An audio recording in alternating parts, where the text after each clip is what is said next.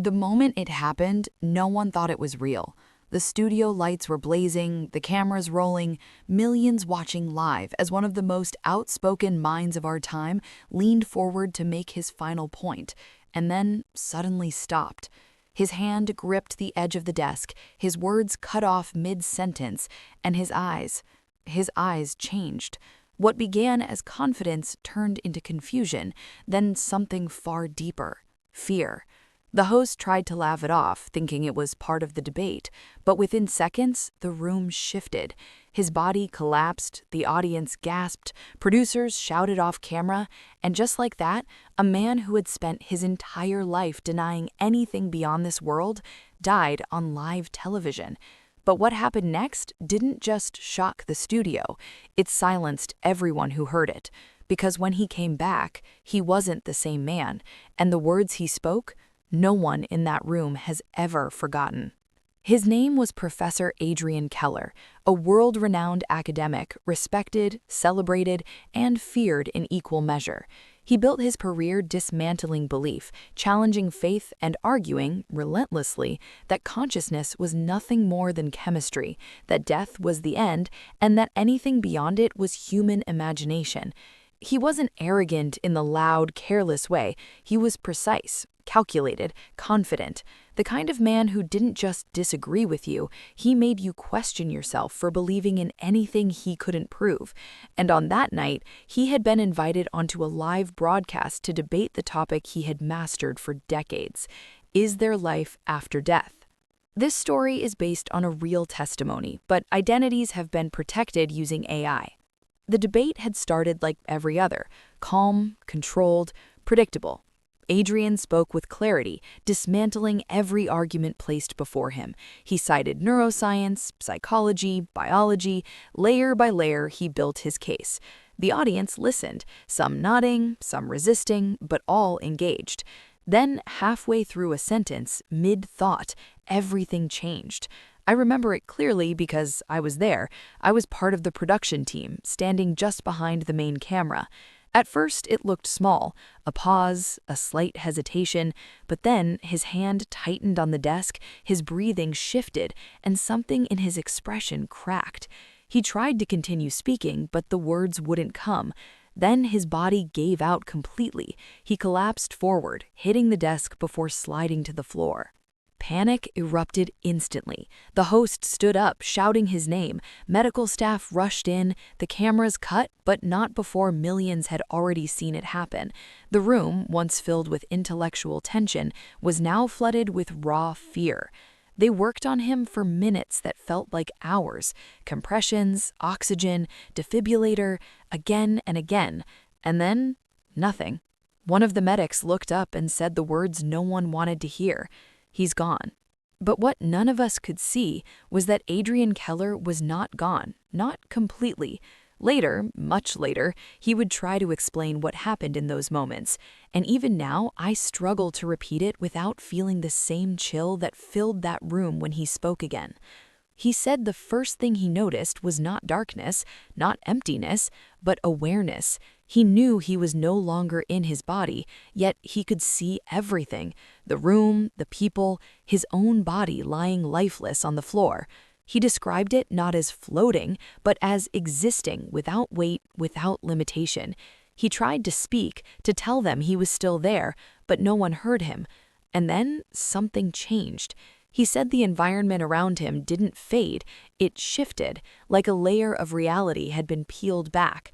The studio disappeared, and he found himself in a space that felt infinite, not empty, but vast, beyond comprehension.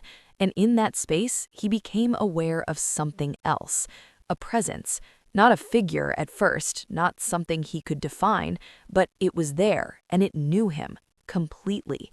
Adrian said that was the moment everything he believed began to collapse, because this wasn't hallucination, it wasn't a dream, it was more real than anything he had ever experienced.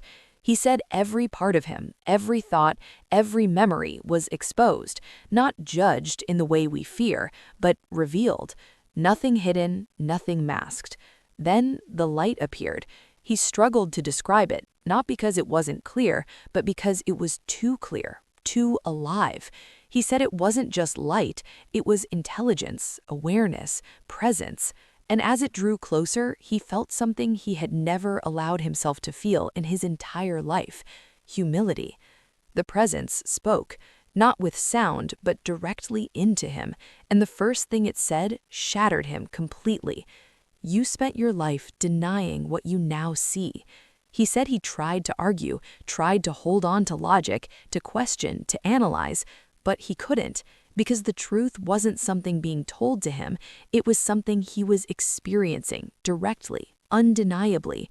Then came what he later described as the most overwhelming moment of his existence. He saw his life, not as memories, but as lived experiences again. Every word he had spoken, every person he had influenced, every moment where his ideas had shaped someone else's beliefs, for better or worse, and he didn't just see them, he felt them. The impact, the consequences, the weight of every argument he had made, every belief he had dismantled, and for the first time in his life, he had no defense. The presence didn't condemn him, it didn't accuse him, but it showed him truth without distortion. And in that truth, he understood something that no amount of study had ever revealed to him. Consciousness does not end. Life does not end. And what we do with our time here matters far more than we realize. Then came the moment that changed everything. He was given a choice, not in words, but in understanding: stay or return. And in that instant, he realized something else. He wasn't finished, not because of his work, not because of his achievements, but because of what he had yet to understand and what he now had to say. And then, just as suddenly as it began, it ended. Back in the studio, as doctors were preparing to stop, his body reacted. A sudden inhale, a violent gasp, his chest surged upward as if something had forced life back into him. The room froze. People stepped back in shock. Adrian Keller was alive, but the man who opened his eyes was not the same one who had collapsed. They helped him sit up slowly. The room was silent now. No debate, no arguments, no cameras rolling. Just disbelief. The host, still shaken, asked him softly, "Professor, can you hear me?" Adrian didn't answer right away. He looked around the room, his eyes scanning every face like he was seeing the world for the first time. And then he spoke, quietly, clearly. "I was wrong." No one moved. No one spoke. The man who had built his entire identity on certainty had just undone it in 3 words. But he didn't stop there. He began to speak about what he saw, what he experienced, not as a theory, not as a debate, but as truth, raw, unfiltered, undeniable. His voice wasn't filled with arrogance anymore, it was filled with something else, something deeper: reverence. He spoke about the presence, about the awareness beyond the physical, about the reality that consciousness continues. And as he spoke, the room didn't react with skepticism. It didn't react at all, because something in his voice made it impossible to dismiss. The man who had once dismantled belief was now the one confirming it. And in that moment, the entire atmosphere shifted, not with noise, but with silence. The kind of silence that comes when something undeniable has just been spoken. Since that day, Adrian Keller never returned to the stage the same way again. He still spoke, he still taught, but not to argue, not to dismantle. He spoke to share what he had experienced, what he had learned, what he could no longer deny. And the message he carried was simple, but impossible to ignore. We are more than this body, and what we do in this life echoes beyond it. So I ask you, if everything you believed about life and death was suddenly proven incomplete, would you be willing to change? Would you hold on to what feels comfortable or step into what might be true? If this story made you think, even for a moment, don't ignore that feeling. Share your thoughts in the comments. Let others hear this. And if you want more stories that challenge the way we see life, death, and everything beyond, make sure you like this video and subscribe. Because sometimes the truth doesn't come through arguments, it comes through experience.